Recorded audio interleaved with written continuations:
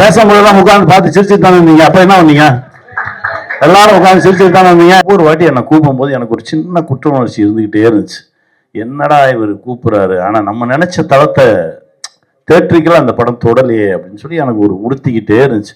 ஏன்னா இது வந்து உலகம் பூரா போகும், உலக மக்கள் பூரா பேசுவாங்க, மொழி தெரியாமல் வேற வேற லாங்குவேஜ், அதாவது தமிழ்ல பார்த்துட்டு தெலுங்குல ஒருத்தர் வந்து விமர்சனம் போட்டிருந்தார். இது ஏன் தெலுங்குல வரல அப்படின்னு சொல்லி தெலுங்குலேயே ஃபுல் விமர்சனம் போட்டிருந்தார். அதை தமிழ் மொழியாக்கம் பண்ணியெல்லாம் எனக்கு அனுப்புறாங்க. இது நடக்கும்னு தெரியும். நான் என்ன சொன்னேன், இது 5 கோடி இல்லை 50 கோடி கூட பார்ப்பாங்க. இன்னொரு 15 நாள் கழிச்சு பார்த்தா 50 கோடி நிமிஷம் கூட போயிருக்கும். இது அதற்கு எல்லாவற்றுக்கும் தகுதியான ஒரு திரைப்படம், ரொம்ப அற்புதமான ஒரு திரைப்படம். இது நடக்கும். ஆனால் தேட்டரிக்கலா இது வந்து நம்ம நினைச்ச மாதிரி ஒரு இடத்த தொடலை. இன்னொரு விஷயம், பல தேட்டர்ல இல்லை, என் ஊர்ல என் டிஸ்ட்ரிக்ட்லயே இல்லை, விருதுநகர் மாவட்டத்திலேயே போடல. 10 நாள் கழிச்சு ஏதோ வந்துச்சு அப்படின்னாங்க. அதாவது எங்க போய் கேட்கறது, யார்கிட்ட கேட்கறது, யார் இதை எக்ஸிக்யூட் பண்றது, ஒண்ணுமே தெரியல. இது என்னன்னா ஒவ்வொரு முறையும் அப்படி நடக்கும். ஏன்னா ஒரு ஒரு ஒரு ஒரு கடைசி நேரத்துல ஒரு சின்ன செக் வைப்போம். என்னன்னா இந்த மாதிரி சின்ன தயாரிப்பாளர்கள் மொத்தமா காசை கொண்டு வந்து படம் எடுக்கிறது இல்லை. அவங்க கையில இருந்து கொஞ்சம் எடுத்துட்டு வருவாங்க, அப்புறம் ஒரு இடத்துல கொஞ்சம் கடன் வாங்கியிருப்பாங்க. இப்ப அவங்க கையில இருந்து எடுத்துட்டு வந்தது வச்சிருவோம், அது நம்ம கைக்கு மெதுவாக கூட வரட்டும். ஆனால் அந்த ஒரு இடத்துல கடன் வாங்கியிருக்கோம்ல, அந்த வாங்கின கடனை வட்டியோடு அந்த ரிலீஸுக்கு முன்னாடி திருப்பி கொடுத்தால்தான் அவங்களுக்கு கிளியரன்ஸ் கிடைக்கும். அதை நோக்கி அந்த பயத்துல போகும்போது இந்த கடைசி ஒரு வாரம் 10 நாளைக்கு முன்னாடி ஒரு ப்ரெஷர் வரும். அந்த ப்ரெஷர்ல எங்கேயாவது கொண்டு போய் கொடுத்துருவோம், ஏதாவது ஒன்று பண்ணிடுவோம், வாங்கிடுவோம், அந்த படத்தை ரிலீஸ் பண்ணிடுவோம். அந்த ப்ரெஷர்ல போகும்போது தான் தடுமாறும். அந்த தடுமாற்றம் இல்லாமல் ஒரு சிலர் நிற்கிறாங்க, அவங்க சரியான ஒரு விஷயத்த பண்றாங்க. இதே தடுமாற்றம் தான் மாணிக்கத்திலே நடந்தது. நான் எங்கே இருந்தேன், ஏங்க இருங்க இருங்க இருங்கன்றக்குள்ள ஒரு ஒரு ஒரு ஒரு பதட்டமாக ஒரு விஷயம் நடந்துருச்சு. இது வந்து மாணிக்கத்துக்கு மட்டும் இல்லை, அப்பால நடந்தது, தொண்டரில் நடந்தது, சாட்டையில் நடந்தது, அடுத்த சாட்டையில் நடந்தது. நான் என் படங்களே எல்லா படத்துலையும் இதுதான் நடந்துட்டு இருக்கு. பரவாயில்ல, எங்கேயாவது ஒரு சரியான ஒருத்தர் கையை பிடிச்சிக்க மாட்டோமா? சரியான ஒரு கை, ஒரு நல்ல படம்பா வாப்பா. ஏன்னா இங்கே அங்கீகாரம்ன்றது ரொம்ப லேட்டாக தான் கிடைக்கும். நீங்கள் 50ஆம் நாள் போஸ்ட், இன்னைக்கு படம் ஓடிட்டு இருக்கு பேபி ஆல்பர்ட்ல. 32 நாள் ஆச்சா? 32 நாள் ஆச்சு ஓடிட்டு இருக்கு. 35 நாள் ஆச்சு ஓடிட்டு இருக்கு. இன்னைக்கும் அந்த தேட்டர் உரிமையாளர் மாரியப்பன் சொல்லிட்டாரு, 50 நாள் வரைக்கும் இந்த படத்தை நான் ஓட்டியே ஆவேன், எத்தனை படம் இருந்தாலும் பரவாயில்ல. அவர் பெரிய சினிமா காதலர். நன்றி மாரியப்பன். என்னன்னா படம் இருக்கு, பட் என்னன்னா அந்த அந்த அது வேலையை அது முதல் ஒரு 3 நாள் 4 நாள்ல செஞ்சிடணும். இல்லைன்னா அது அவ்வளவுதான், அது வந்து புறம் தள்ளப்படும். அதுதான் நடந்தது. இருந்தாலும் தன்னுடைய மூச்சை பிடித்து கொண்டு இந்த படம் மாணிக்கம் தனக்குள்ள இருக்க உண்மை தன்மையால் இவ்வளவு தூரம் அது நின்றுட்டு இருக்கு. ஓடிடியில் வந்த பிறகும் தேட்டரில் இருக்கிற படம் ரொம்ப குறைவு, அதுல மாணிக்கமும் நின்றுட்டு இருக்குன்றது ரொம்ப பெருமையா இருக்கு. பட் இந்த தவறை திரும்பவும் செய்யாம, அதாவது 50ஆம் நாள் போஸ்ட் ஓட்டினா கூட பார்க்காமலே போயிடுற கூட்டமெல்லாம் இருக்கு. அதான் அந்த பக்கம் பார்த்துறாத, ஏதோ 50ன்னு ஒட்டியிருக்காங்க, அதுல கூட கௌரவ குறைச்சல். அது அந்த அந்த அங்கீகாரத்தை கொடுப்பதற்கான மனசே வராது. அது கேபி சார் அப்பவே சொல்லுவார், என்கிட்ட சொல்லுவார், உன்னை வந்து அவ்வளோ சீக்கிரமாலாம் ஒத்துக்க மாட்டாங்க, நீ உயர உயர பறந்துக்கிட்டே இரு, உன்னை நோக்கி கல் எரிஞ்சுக்கிட்டே இருப்பாங்க, எந்த கல்லையும் சிக்காம நீ பறக்கணும், எரியறவன் கை வலிக்கணும், அப்பதான் ஒத்துக்குவான். அத்தனை வெற்றி நீ கொடுக்கணும், தொடர்ந்து வெற்றி கொடுத்துக்கிட்டே இருக்கணும். ஒரு 6-7 முறை வெற்றி வெற்றி வெற்றின்னு பார்த்து அப்படின்னு தான் ஓஹோ நிஜமாவே இவன் ஜெயிச்சுட்டு தான் இருக்கானோ அப்படின்றதெல்லாம் தோணும். அப்படிதான் வருவாங்க, அவ்வளோ ஈஸியா உனக்கு அங்கீகாரம் கிடைக்காது அப்படின்னு சொன்னாரு. அதுதான் நடந்துகிட்டு இருக்கு. பரவாயில்ல, விதைச்சுக்கிட்டே இருப்போம். ஒரு முறை என் குழந்தையோட உட்கார்ந்துட்டு இருக்கும்போது நான் தைரியமா எடுத்து போட்டேன், என் படம் அந்த பாரு, இது பாரு, இது பாரு, இது பாரு, இது பாருன்னு என் கையில சொல்றதுக்கு 10 படம் இருந்துச்சு. இது போதும் நான் சினிமாவுக்கு வந்ததுக்கு, நான் அப்படிதான் பாக்குறேன்.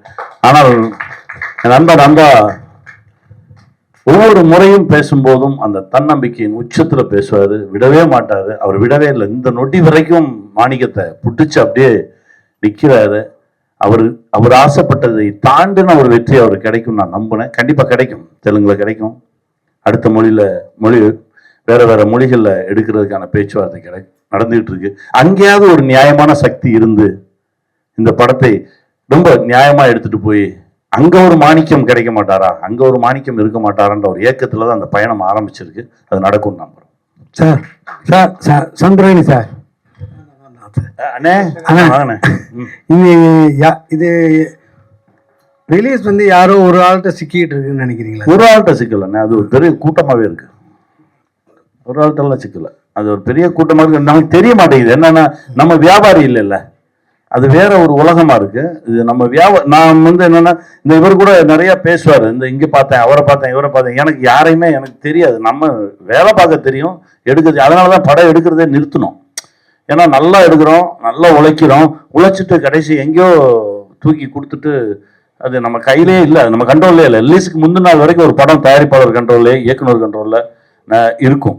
ரிலீஸ் அந்த அந்த காலையில் அந்த படம் ஏர்ல வந்துருச்சுன்னா அதுக்கப்புறம் நம்ம கையிலேயே கிடையாது. அது அங்க இருக்கக்கூடிய மனிதர்களுக்குமே நம்ம மீது ஒரு நம்பிக்கை வரணும், நம்மளை அவங்க நேசிக்கணும், அவங்க கைப்பிடிச்சு தூக்கணும். எப்பவுமே வியாபாரத்துல மொத்தமா அது வேற உலகமா இருக்கு.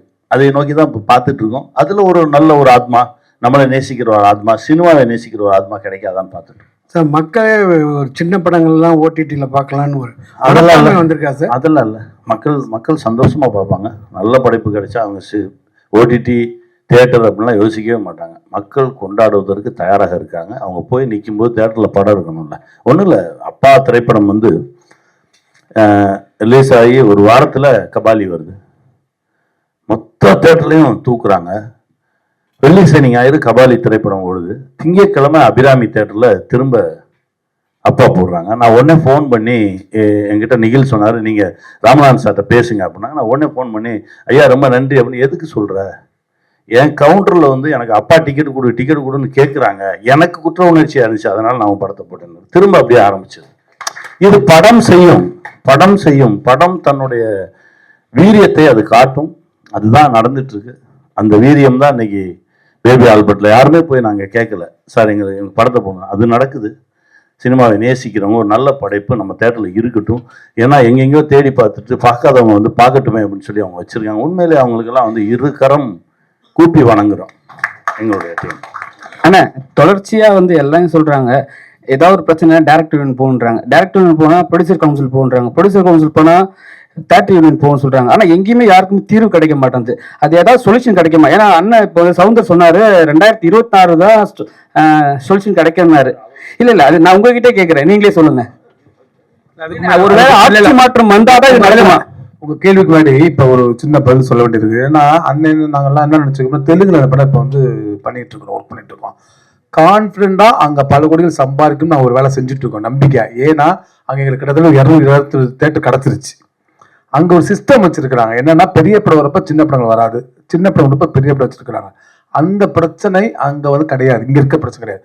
தப்புன்னு 12 படம் 20 படம் சிஸ்டமேட்டிக்கா இல்லாமல் இருக்கிறத நம்ம சிண்டிகேட் பண்ணி சிஸ்டமேட்டிக் பண்ணி ஃபில்டர் பண்ணா இவரோட பிரச்சனைகள் இவரோட வேதனைகள்லாம் அடுத்த வர காலங்களில் தீரும்னு நம்பிக்கை.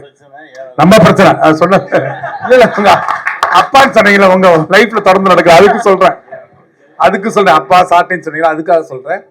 அந்த சிஸ்டமேட்டிக்கா சின்ன படம் வரப்ப பெரிய படம் வரக்கூடாது, ஒரு அதர் டப் பண்ணி வரக்கூடாது, 12 படம் வரக்கூடாது. நம்ம வந்து ஃபில்டர் இல்லண்ணா. இது வந்து நான் நேரடியாக கேட்கிறேன். ஏடிஎம்கே இருக்கும் போது இந்த பிரச்சனை எல்லாம் உங்களுக்கு கிடையாது அவ்வளவா. ஆனா வந்து இப்ப ஒரு பெரிய அப்படியெல்லாம் இல்ல, நீங்க வந்து அப்படியெல்லாம் ஆட்சியெல்லாம் இழுக்காதீங்க. இது எப்பவுமே இருக்கக்கூடிய பிரச்சனை. இங்க எளியவன் வலியவனால் வீழ்த்தப்பட்டு கொண்டேதான் இருக்கிறாங்க. இது வந்து நீங்க இந்த ஆட்சி அந்த ஆட்சியெல்லாம் சொல்லவே சொல்லாதீங்க.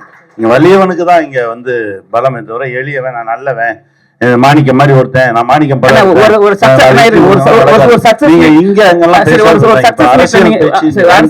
சக்சஸ் மீட்ல வந்து நல்லா கேட்டாங்க. ஒரு சக்சஸ் மீட்ல வந்து ஒரு டிஸ்ட்ரிபியூட்டர்லாம் ஏறி எல்லாருக்குமே வந்து சொல்றாங்க இது நல்ல படம், வாழ்த்துக்கள். அவங்க படம் அந்த டிஸ்ட்ரிபியூட்டர் சொல்றாங்க இவ்வளவு வந்து கலெக்ட் பண்ணிருக்குன்ட்டு. ஆனா நீங்க சொன்னீங்க ஸ்டேஜ்ல எங்களுக்கு அது தெரியவே. நான் முலாம் பூசாம பேசணும்னு நினைச்சேங்க. எவ்வளவு நாள் தாங்க பொய்யாவே பேசுறது. இந்த வெந்தவனே சொன்னாரு, ஏங்க நீங்க என்னங்க இப்படி பேசிட்டீங்கன்னாரு. ஏங்க சும்மா போயிட்டு எவ்வளவு போய் தான் பேசுவீங்க?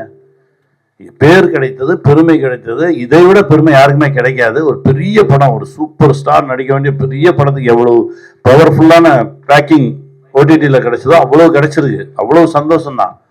ஆனால் இது என்ன செஞ்சிச்சு, இது எங்க போச்சு, எங்க மாட்டுச்சு இப்படின்னு ஒரு கேள்வி இருக்குல்ல. அது வந்து வேற வழியே இல்லை, இது மாட்டதான் செய்யும். நான் தான் சொன்னேன், இவர் கூப்பிடும் போதெல்லாம் ஏன் போங்கன்னு சொல்லி வேற வழி இல்லாமல் இவருடைய அன்புக்கு கட்டுப்பட்டு தான் வந்து நிற்கிறேன். நான் அவனுக்கு தெரியும். ஏன்னா எனக்கு ரொம்ப உள்ள ஒரு பெரிய, ஏன்னா இப்போ அடுத்த சாட்டை பண்ணும்போதாவது கிளீனாக சொன்னாங்க 125 தேட்டர் இந்த இருக்கு தேட்டர் லிஸ்ட், நீங்கள் கூட பேசிங்க நம்பரோட கொடுத்தாங்க.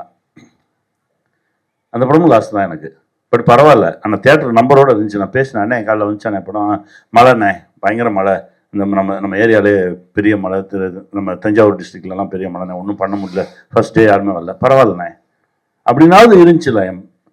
ஏதோ ஒரு காரணம் இருக்கணும்ல. நீ எங்க இருக்கீங்கன்னே தெரியாம சுத்துறது இருக்கு பாருங்க, அதுதான் பெருஞ்சுத்து.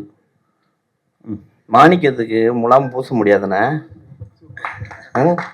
இன்னொன்று, இப்போ வந்து டிஜிட்டல் மயமான ஒரு ஒரு ஒரு நேரத்தில் இது ரவியன்னு சொல்லலாம், நீங்கள் சொல்லலாம், நந்தா பேசம் சொல்லலாம், யாருனாலும் சொல்லலாம். ஒரு காலத்தில் பார்த்தீங்கன்னா படம் வந்ததுன்னா நேரடியாக தேட்டரில் போய் பேசலாம், டிஸ்ட்ரிபியூட்டர் கிட்ட வச்சு அவங்க பேசலாம். ஆனால் இப்போ டிஜிட்டல் மயம் வந்ததுக்கு பிறகு இப்போ டிஜிட்டல் மயத்துக்கு காசு கட்டணுன்னே சுற்றிட்டு இருக்காங்க. நிறைய படங்கள் அப்படியே தேக்கத்தில் நிற்கிது, பல படங்கள், 1600 படங்கள். ஸோ ஒருவேளை இந்த டிஜிட்டல் மயம் இல்லாமல் இருந்தா இந்த படங்கள் ரிலீஸ் ஆகிறதுக்கான வாய்ப்புகள் இருக்குமா? ஓடிடி தளங்கள்லாம் வராம இருந்தா அது எப்பயுமே சினிமா பின்னோக்கி போகாது, பரிணாம வளர்ச்சியில பார்வேர்டு தான், கிடையாது. கியூப்னு ஒரு இது வச்சிடறாங்க, அதுக்கே நம்ம வந்து ஒரு 10 தேட்டர்னு வைங்களேன், ஒரு தேட்டருக்கு 2 லட்சம் வச்சா கூட வந்துருமே உங்களுக்கு 20 லட்சம் ரூபா. அது பிரிண்ட்டுக்கு போற காசு தான், அதெல்லாம் ஒண்ணும் இல்லை. வழக்கமாக பிரிண்ட்டுக்கு போற மாதிரி காசு. இப்போ இன்னொரு விஷயம் இல்லாமல் இருந்திருந்தால் இருக்குல்ல, நாளைக்கு இன்னொன்று புதுசாக வரும்ல, அதுல கூட தான் நம்ம ஃபைட் பண்ணணும். பின்னாடி அதுக்கு போய் ஆலோசிச்சு அது இருந்திருந்தாலும் நடந்திருந்தாலும் பேசுறது விஷயமே இல்லை தம்பி. இன்னைக்கு இது இருக்கு, நாளைக்கு இதை தாண்டி அட்வான்ஸா வேற ஒன்று வரும். அதுக்கு என்ன பதில் செய்ய போறோம், அதுக்கு எப்படி நம்மளை தயார்படுத்திக்க போறோம்? ஏன்னா இன்னைக்கு ஓடிடி தளங்கள்ல ஓடிடி தான் ஓடிடி வந்ததுனாலதான் காப்பாற்றப்பட்டுச்சு. ஆனா ஓடிடி தான் இன்னைக்கு கொஞ்சம் அழிச்சுக்கிட்டு இருக்குன்னு. அதெல்லாம் இல்ல, ஓடிடி தான் மாணிக்கம் மாதிரி படங்கள் எல்லாம் காப்பாத்துது. இல்ல சார், மாணிக்கத்துல அதெல்லாம் கிடையாது. சமுத்திரக்கனி இருக்கான்றதுக்காக இது நடக்கவே இல்லை, முதல்ல புரிஞ்சுங்க. அப்படியெல்லாம் கிடையாது. நல்ல படைப்புகள். நான் ஆகால வேலை பார்த்தேன், ஆகால நான் ஒரு 1 இயர் ஒர்க் பண்ணும்போது அவ்வளவு நல்ல படைப்புகளை நாங்கள் வந்து உள்ள கொண்டு வந்திருக்கோம். அதனால நல்ல விஷயமாக இருந்தால் அது என்னன்னா ஒரு 5 டீம் உட்காந்து பார்ப்பாங்க. இப்போ நம்ம நார்மலாக படம் பண்ற மாதிரி எல்லாம் படக்குன்னு ஒருத்தர் பார்த்து முடிவெடுக்கிறது கிடையாது. ஓடிடியில் இப்போ வந்து ஒருத்தர் பார்க்குறாரு அப்படின்னா அவர் பார்த்து அவருடைய உயர் அதிகாரிகள் அவங்க பார்க்கணும். எல்லாருடைய கருத்தும் ஒத்த கருத்தாக இருந்தால் மட்டும்தான் அது மேலே வரும். இது வந்து இவர் நமக்கு தெரிஞ்சவர், இவர் பக்கத்து வீட்டுக்காரர், அதெல்லாம் இப்போ இல்லவே இல்லை. தரம் இருந்தால் மேலே வரும். அப்படிதான் அந்த தரத்திலே மேலே வந்து தான் அது நின்றுச்சு. மாணிக்கம் எந்த விதமான சப்போர்ட்டும். இவர் கூட கேட்டார், நீங்கள் சொல்லுங்க அப்படின்னு. சொல்லவே மாட்டேன், என் குழந்தைக்கா நீ வாங்கிக்கோ, நான் எப்படி சொல்ல முடியும்? நான் இதில் என் மேலே பெரிய வருத்தமெல்லாம் இருந்துச்சு. ஆனால் அதுதான் அந்த ஒரு போஸ்டரை பார்த்து தான் அதுவோ தான் தன்னை நோக்கி இழுத்துது அவங்கள. அப்படிதான் நடந்துச்சு. டைரக்ட் சார் ஆக்சுவலா லாட்ரி வந்து இங்க இருக்கும் பொழுது பல குடும்பங்கள் அழிஞ்சிருச்சு அந்த லாட்ரி வரும்போது. அதனால தான் அதை வந்து அரசாங்கம் வந்து தடை பண்ணி அதை நம்ம இது பண்ணோம். ஆனா வெளி மாநிலத்துல இருக்கு. ஸோ அப்படி இருக்க டைம்ல லாட்ரியை பத்தி ஒரு ப்ரொமோஷன் அதுல இருந்து கொண்டு வரணுன்ற நோக்கம். லாட்ரி கதை கிடையாதுங்க, நேர்மையான கதை. லாட்ரி வந்து டூல் தான், அது பேக் ட்ராப் தான், அது வந்து டூல் தான். இது நேர்மையான கதை, நேர்மையோட கதை. இது கேட்டீங்க, அதுக்கு நான் பதில் சொல்றேன். பாருங்க, எல்லா படங்களும் ஓட்டிட்டு வாங்க மாட்டாங்க. நம்ம நண்பர் ஆர்யா சொன்னாரு, டார்லிங் தயவு செய்து ஓட்டிட்டு கேட்டாங்கன்னா எதுவுமே யோசிக்காம வித்துருங்க, உடனே கொடுத்துருங்க அப்படின்னாரு. தேட்டர்ல கூட நம்ம வந்து தெரிஞ்சவங்க அவங்க தேட்டருக்காரங்க 10 பேர் தேட்டர்ல கூட நம்ம படத்தை போட்டலாம். ஆனா ஓடிடில முழு தகுதி 100% தகுதி இருந்தால் மட்டும்தான் அந்த படத்தை வாங்குவாங்க. கண்ணினா உங்ககிட்ட யூடியூப்ல ஒருத்தர் வந்து உங்க நண்பரை பேசினார்ன்றதுக்கே டென்ஷன் ஆகி நீங்க அறிக்கை விட்டீங்க. ஆமா, அமீர் அண்ணனை விட்டீங்க. இல்ல பேசினாருக்காகலாம் டென்ஷன் ஆகி விடல. ஒரு விஷயம் சொல்லட்டுமா? இப்போ என் தம்பி தான் எனக்கு மெசேஜ் பண்ணிருக்கான், என் போன்ல இருக்கு. கங்குவா ரிலீஸ்க்கு முன்னாடி என்ன மெசேஜ், கங்குவா ட்ரெய்லர் ஞானவேல் எனக்கு அனுப்பிச்சிருக்காரு. அது வேற. இவர் அவரை பத்தி குறையா பேசிட்டாரு, அவர் இவரை பத்தி கூட பேசிட்டாருன்றதுலாம் என்னுடைய இதுவே கிடையாது. நான் இருந்தேன், எனக்கு தெரிஞ்சதை நான் சொன்னேன், அவ்வளவுதான்.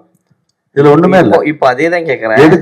இதே மாணிக்கத்துக்கு முன்னாடி திரு போடணும் அப்படின்னு சொல்லியிருக்காங்க. ஆனா திரு போட்டு இங்க நம்ம உலகமே கூப்பிடுற இளையராஜா வந்து இதே பொது மேடையில வந்து ஒருத்தர் வந்து எல்லாருக்காலும் விழுந்து மன்னிப்பு கேட்டார்ல. இல்ல அது கூட கேட்கறது வாடான்றதுக்கும் அவர் தான் மன்னிப்பு கேட்டாரு. என்னன்னா அவர் அதற்கான விளக்கமும் சொல்றாரு. ஏன்னா அவர் ஒரு மாதிரியான ஒரு எமோஷனலான ஒரு எக்ஸென்ட்ரிக்கான கேட்டு என்னவே பார்த்தாலே ஒரு கெட்ட வார்த்தை சொல்லி அதுக்கப்புறம் வாடா சொல்லி அதுக்கப்புறம் சொல்லி முதல் 2 அடி அடிப்பான். அவன் வேற ஒரு எக்ஸ்ட்ரீம். அவன் அன்பின் உச்சத்துல ஒரு சில விஷயங்கள் வெளிப்படுத்துறான். அதை வந்து நான் அப்படிதான் பார்த்தனே தவிர மிஸ்கிரே நான் எந்த இடத்துலையும் தவறாக பார்க்கல. பேசிட்டு வெளியே வரும்போது வெற்றிமாறன் சார் ஏதோ மீட் பண்றேன். வெற்றிமாறன் சார் வந்துட்டு வெற்றிமாறன் சார் உட்கார்ந்து போன்ல அவர்கிட்ட பேசின என்ன பேசினான்னு எனக்கு தான் தெரியும். அப்படியே கான்கால் போட்டு அமீர் சார் என்ன பேசினான்னு எனக்கு தான் தெரியும். அதுக்கப்புறம் தான் இதெல்லாம் என்ன நடந்துச்சுன்னு. என்னன்னா ஒரு மனிதன் தன்னுடைய அன்பின் வெளிப்பாடு அது உச்சம், அது என்னவா நடக்கும். இப்ப நம்ம ஊர் பக்கம் போனீங்கன்னா ஒரு கெட்ட வார்த்தை தான் ரொம்ப அன்பான சொல்லு, அதை நீங்க எல்லா இடத்துலயும் சொல்ல முடியாதுல்ல. ஆனா நாங்க 4 பேர் பேசும்போது சொல்லிக்குவோம். 4 பேர் பேசும்போது அது அது அவன் இன்னும் கொஞ்சம் மேல இருக்கான், அவன் அன்பு இன்னும் கொஞ்சம் அதிகமா இருக்குன்னு நினைச்சுங்க. அவன் அன்பு இன்னும் கொஞ்சம் அதிகமா இருக்குன்னு நினைச்சுங்க. பத்திரிகையாளர்கள் பொம்பளை பசங்க சரிங்க, ஏன் நம்ம யாருக்குமே தெரியாதா அந்த மாதிரி வார்த்தையை நம்ம பயன்படுத்த மாட்டோமா? அவன் கொஞ்சம் எக்ஸென்ட்ரிக்கா பேசினான்னு வச்சுங்க. ஏங்க மூளை கொஞ்சம் அதிகமா இருக்கவன் பேசினா என்னங்க செய்வீங்க? நீங்க அப்படிதாங்க நீங்க இருக்கணும். நீங்க ஒரு அன்பு வெளிப்பாடு அது. வந்து செய்தது தவறுனே ஒத்துக்க மாட்டீங்க. நான் ஒத்துக்க மாட்டேங்க. அப்போ நான் ஒத்துக்க மாட்டேன். பொது மேடையில வந்து அவன் திரும்ப வந்து எல்லாரும் தப்புன்னு கெட்ட வார்த்தையில பேசலாம், எல்லாரும் அநாகரிகமா தப்புன்னு பேசலாம். எல்லாரும் தப்புன்னு சொன்னதுக்கு அவர் மன்னிப்பு கேட்டாரு. இதுக்கு மேல என்ன செய்யணும்? உங்க இரு கரம் கூப்பி உங்க காலில் விழுந்து, ஏன்னா அவரை பத்தி புரிந்தவர்களுக்கு தெரியும் அவர் யாருன்னு, புரியாதவர்களுக்கு தான் அந்த மன்னிப்பு. சரியா வச்சுக்கோங்க அந்த மன்னிப்பை. எங்க அண்ணனுக்காக நானும் கூட உங்க காலை தொட்டு கூட மன்னிப்பு கேட்டுக்கிறேன். ஓகேவா? மன்னிச்சிருங்க, விட்டுருங்க.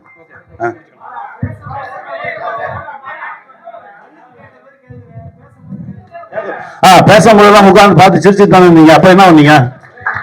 எல்லாரும் உட்காந்து சிரிச்சுட்டு தானே இருந்தீங்க. அதுக்கு கை கட்டினீங்கல்ல. அவர் பேசும்போதெல்லாம் உட்காந்து சிரிக்கிறது